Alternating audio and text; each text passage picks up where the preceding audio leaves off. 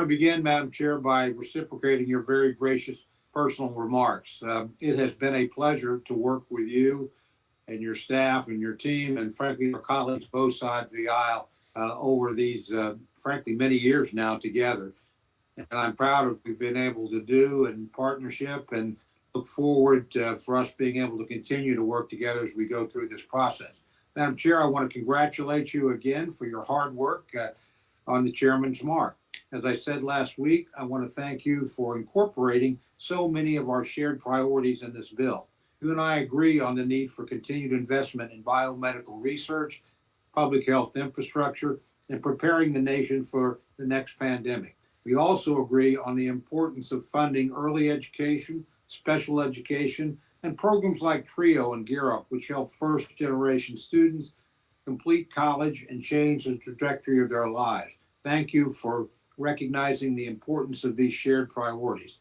You've also been fair in including community project funding requested by members of both sides of the aisle. For that, I thank you as well. Despite these many areas of agreement, I will be opposing this bill as presented today. Right now, Americans are experiencing the highest inflation rates and consumer prices seen in 4 decades.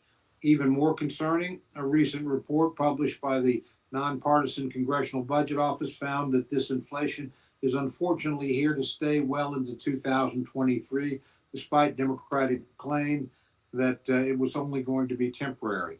Additionally, a severe worker shortage still exists. In fact, according to the latest Bureau of Labor Statistics job opening and labor turnover survey, small businesses are still looking to fill roughly 5.5 million job openings, nearly 2 job openings per 1 job seeker. Americans are struggling to feed their families, fill up their gas tanks, and pay their rent or mortgages. Yet the Biden administration and Democrats continue to ignore this crisis and fuel the inflation fire by proposing more wasteful and out of control spending. Unemployment was incentivized for too long by the Biden administration, and the government spent too much on things unrelated to the coronavirus response.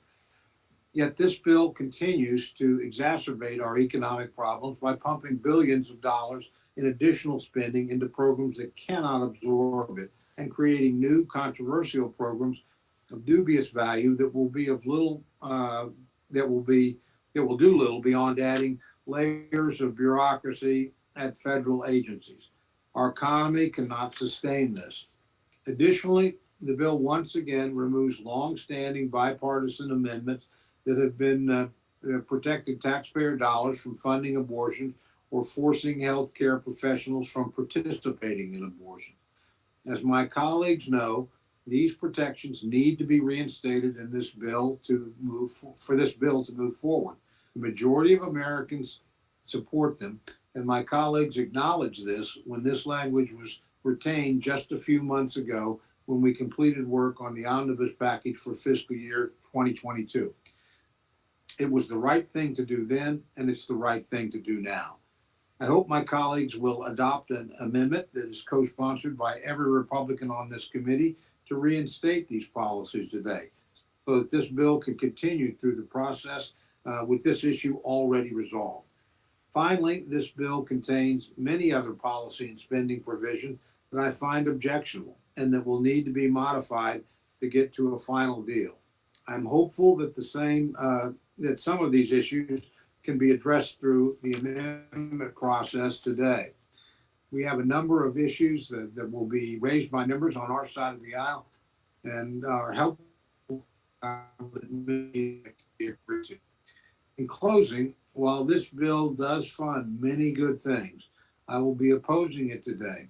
The price tag is too high. The bill contains many poison pill policy writers, funding for unauthorized programs, and frankly bows to a liberal agenda that is out of step with the American people. I want to thank the gentlelady and her staff again for all their hard work. I do pledge to work with you in good faith as the year continues. Working together, you and I have passed this bill through Congress and avoided a continuing resolution time and time again, 7 in a row, if memory serves me right.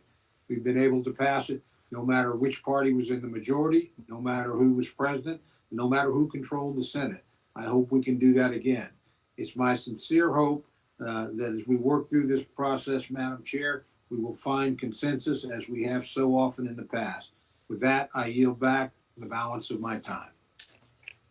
I thank